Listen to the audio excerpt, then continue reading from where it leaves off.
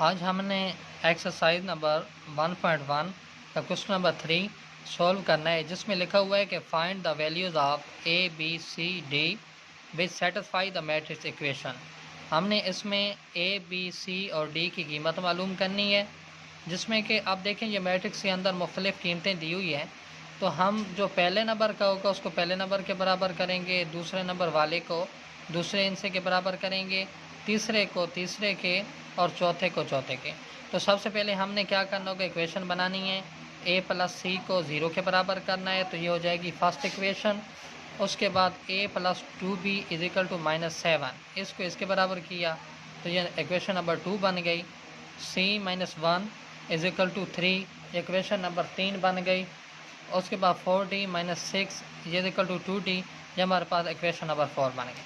अब सबसे पहले इनमें से हमने स्टूडेंट्स वो इक्वेशन लेनी है जिनमें एक वर्ड अल्फ़ाबेट हो और बाकी डिजिट हो। तो अब देखें हमारे पास c minus 1 is equal to 3 ही ऐसी इक्वेशन है जिसमें एक अल्फ़ाबेट है और बाकी जो है वो हमारे पास डिजिट है। तो सबसे पहले हम c माइनस 1 लेते हैं। c minus 1 is equal to 3। अब क्या करेंगे कि हमने चूँकि c को अलहदा बचाना है तो c के साथ है -1। तो जब ये इक्वल के दूसरी तरफ आएगा तो हमेशा जो माइनस होता है वो प्लस में तब्दील हो जाता है। तो ये अब c की कीमत जो हमारे पास होगी वो c इज इक्वल टू 3 और 1 4 हो जाएगी। तो अब ये हमारे पास c की कीमत आ गई, जबकि हमने a b c और d की कीमत मालूम करनी थी, तो c की कीमत मालूम हो गई। अब हमने c की कीमत के बाद दूसरी कीमत मालूम करनी है। तो अब हम क्या करेंगे, c की कीमत मालूम होने के बाद हम c की कीमत को इक्वेशन नंबर 1 में लिखेंगे। तो क्या करेंगे, पुटिंग द वैल्यू ऑफ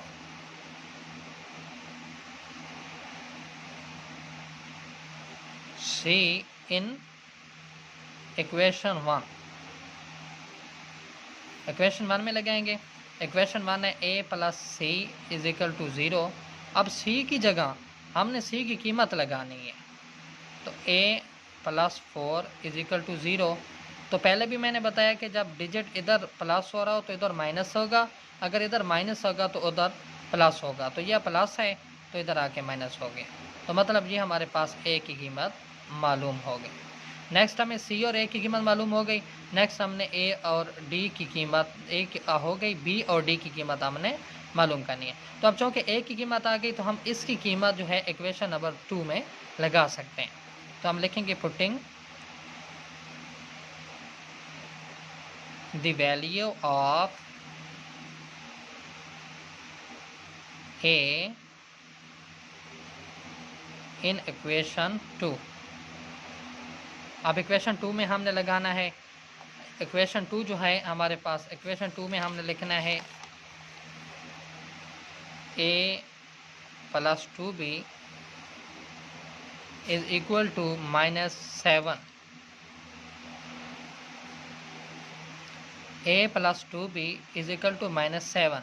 अब a की कीमत हमारे पास है -4, कितनी आए -4, a की जगह -4 plus 2b is equal to -7।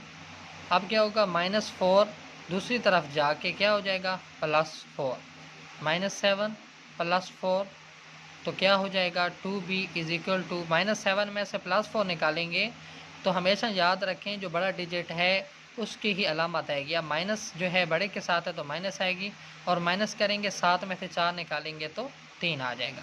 फिर अभी b के साथ 2 भी है और 2 क्या हो रहा है, 2 मल्टीप्लाई हो रहा है। तो अभी 2 को हम दूसरी तरफ लेके जाएंगे तो ये इधर डिवाइड हो जाएगा, तो -3/2 हो जाएगा। तो ये हमारे पास क्या है, b की कीमत। अभी हमने d की कीमत मालूम करनी है, तो d की कीमत हम इक्वेशन नंबर 4 ही से मालूम कर सकते हैं, जो कि है 4d minus 6 is equal to 2d।